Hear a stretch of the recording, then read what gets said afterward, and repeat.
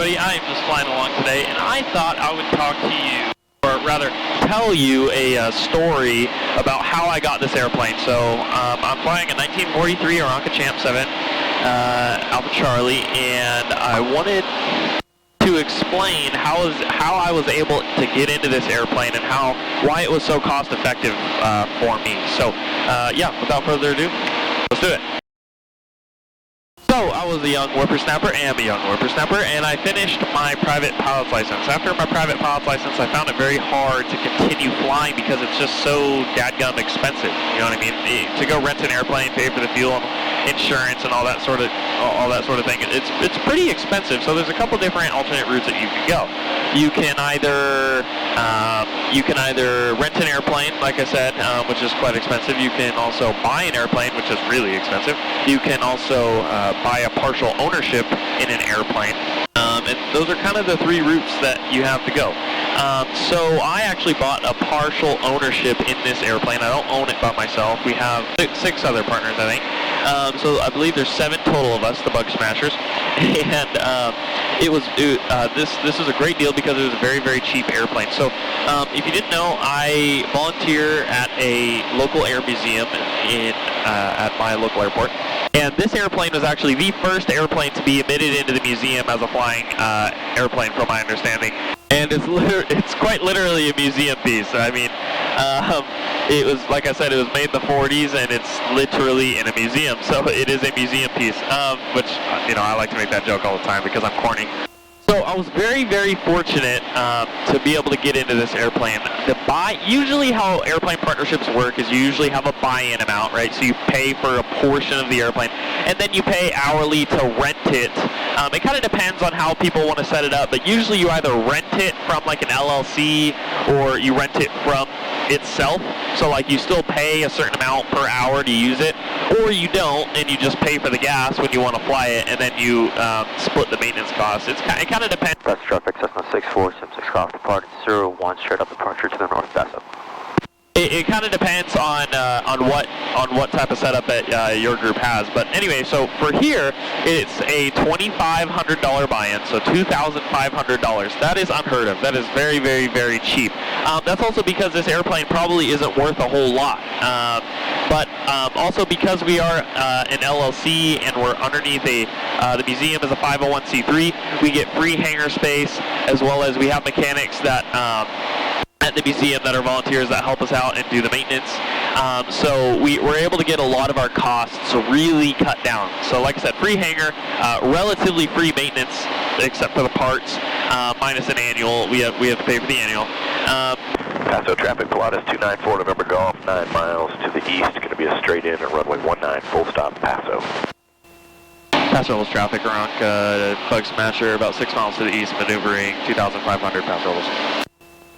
Sorry, I had to just he's coming from the direction we're in towards the airport, so I just want to let him know we're out here and goofing around, basically. So, anyway, back to where I was. So it was a $2,500 buy-in, and then it cost me $40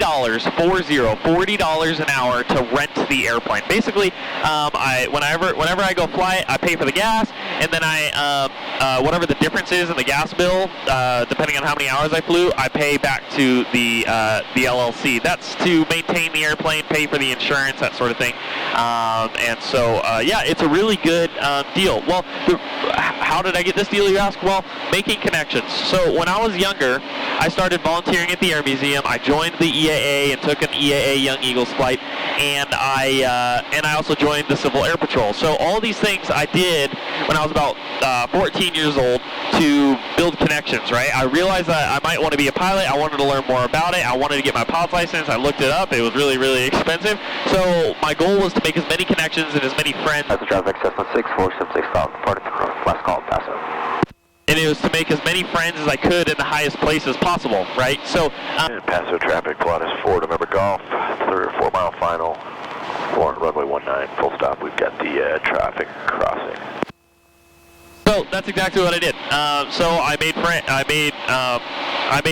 contacts. I networked at the museum. I met all these retired pilots, current pilots, volunteers, all this sorts of thing. Everybody from every type of aviation you could possibly think of. Got all of their information, and a lot of them started helping me out. So a couple of years later, 5 years later actually, or 4 years later, I'm still volunteering in the museum. I'm helping out with a high school aviation club, and I'm still in Civil Air Patrol. I'm still active in the EAA. Now I'm the local youth coordinator. So all is well, and for the most part, I think people thought fondly of me. So when when a spot on this airplane opened up, there was supposedly a big wait list, from what I was told.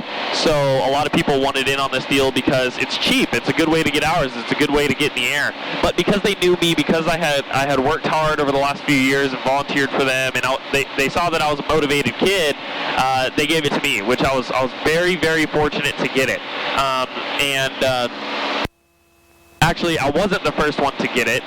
They gave it to somebody else, and then because of that, another member wanted me to have it because I was young and trying to build hours. So he was very, very, very kind to give up his spot for me. And unfortunately, I never met him, and I was never able to tell him thank you. So I got an ownership on the airplane, and this is probably one of the only ways I could be building hours right now, because honestly, it's very expensive to keep flying. For every hour in this, or for every hour in a rental airplane, I could get like 4.5 hours in this. So it's a really incredible way to build hours. So the key takeaway from this is, if you're a young kid starting out wanting to get your pilot's license, go make connections, go network, go join the EAA, go join the Civil Air Patrol, go join like a local air museum.